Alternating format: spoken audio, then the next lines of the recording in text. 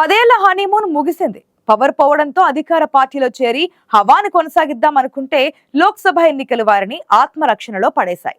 గెలిచే సీటు చేజారడంతో కాళ్లు చేతులు కట్టేసినట్లయింది. ఫలితాలతో పార్టీ అధిష్టానం నారాజైంది. నామినేటెడ్ పోస్టులపై గంపెడాసలు పెట్టుకున్న నేతలకు హ్యాండ్ ఇస్తుందే. ఇంతకీ ఏ జిల్లా మాజీ నేతల కహానీ ఇది? ఎవరా నేతలు?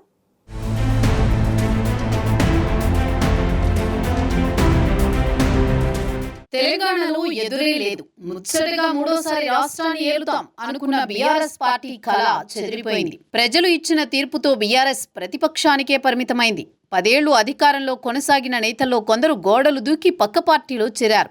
ఆదిలాబాద్ పార్లమెంటు నియోజకవర్గానికి సంబంధించి ఈ పార్లమెంట్లో 7 నియోజకవర్గాలుండగా అసెంబ్లీ ఎన్నికల్లో కేవలం ఖానాపూర్ స్థానాన్ని కాంగ్రెస్ పార్టీ గెలుచుకుంది. నిర్మల్, ముథోల్, ఆదిలాబాద్, సిర్పూర్ సెగ్మెంట్లను బీజేపీ కైవసం చేసుకోగా ఆసిఫాబాద్, బోధ్లో కారు దూసుకుపోయింది.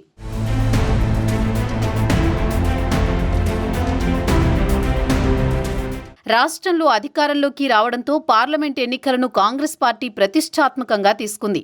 ఇతర పార్టీల నుంచి నేతల కోసం తలుపులు తెరిచిపెట్టింది.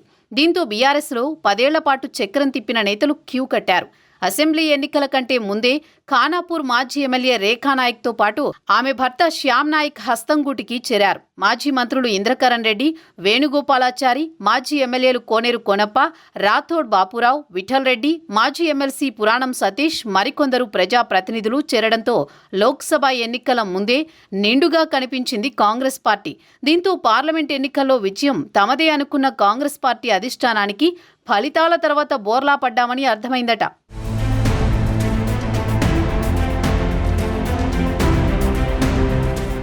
అసెంబ్లీ ఎన్నికల ఫలితాల తర్వాత నిర్మల్, ఆసిఫాబాద్, ఆదిలాబాద్, ఖానాపూర్ సెగ్మెంట్లలో కాంగ్రెస్ పార్టీ బలంగా కనిపించింది.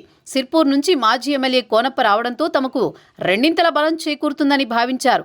మాజీ మంత్రులు ఇంద్రకరణ్ రెడ్డి, చారి, మాజీ ఎమ్మెల్యే విఠల్ రెడ్డి చేరికతో నిర్మల్, ముథోల్ నియోజకవర్గాల్లో హస్తం పార్టీకి కలిసొస్తుందనుకున్నారు.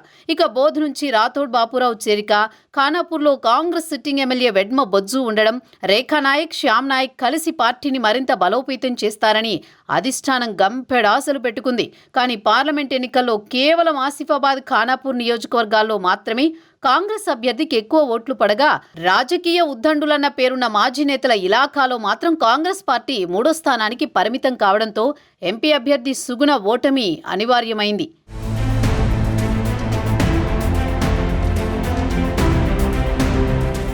ఎన్నికల ముందు పొలోమని కాంగ్రెస్లో చేరిన నేతలు నామినేటెడ్ పదవులొస్తాయని ఆశలు పెట్టుకున్నారు. కానీ పార్లమెంట్ ఎన్నికల ఫలితాలు తమ కొంప ముంచేలా ఉన్నాయని టెన్షన్ పడుతున్నారట మాజీలు. పార్లమెంట్ ఎన్నికల్లో అభ్యర్థి ఓటమి అధిష్టానం దగ్గర తమకు మైనస్ కావడంతో పదవులు వస్తాయో రావో అని టెన్షన్లో ఉన్నారట జంపింగ్ లీడర్స్. ఆదిలాబాద్ పార్లమెంటు నియోజకవర్గంలో మరో మాట కూడా బలంగా వినిపిస్తోంది.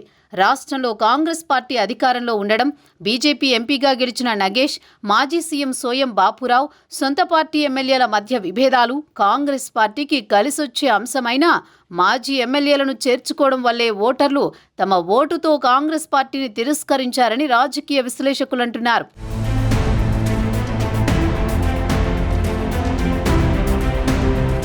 పదేళ్లుగా అధికారంలో ఉన్న మాజీ నేతలపై పలు ఆరోపణలు ఉన్నాయి. అందుకే అసెంబ్లీ ఎన్నికల్లో వారిని మరొకరికి ఓటేసి గెలిపించారు. అసెంబ్లీ ఎన్నికల్లో చెల్లని వారిని చేర్చుకోవడం కూడా పార్టీకి కొంత మైనస్ అయిందని కాంగ్రెస్లో చర్చ నడుస్తోంది. ఇప్పుడు కాంగ్రెస్ పార్టీలో చర్చలు జరుగుతున్నట్లుగా ఆరోపణలు సైతం వినిపిస్తున్నాయి. మరి ఈ పరిస్థితుల్లో పార్టీలో చేరిన మాజీ ప్రజాప్రతినిధులకు కాంగ్రెస్ అధిష్టానం పెద్దపీట వేసి నామినేటెడ్ పోస్టులు ఇస్తుందా, లోక్సభ ఎన్నికల ఫలితాల సాకు చూపించి సైలెంట్ చేస్తుందా అనేది తేలాల్సి ఉంది. ఒకవేళ పదవులు కేటాయించకపోతే మాజీ నేతల దారెటు అనేది కొద్ది రోజుల్లో తేలనుంది.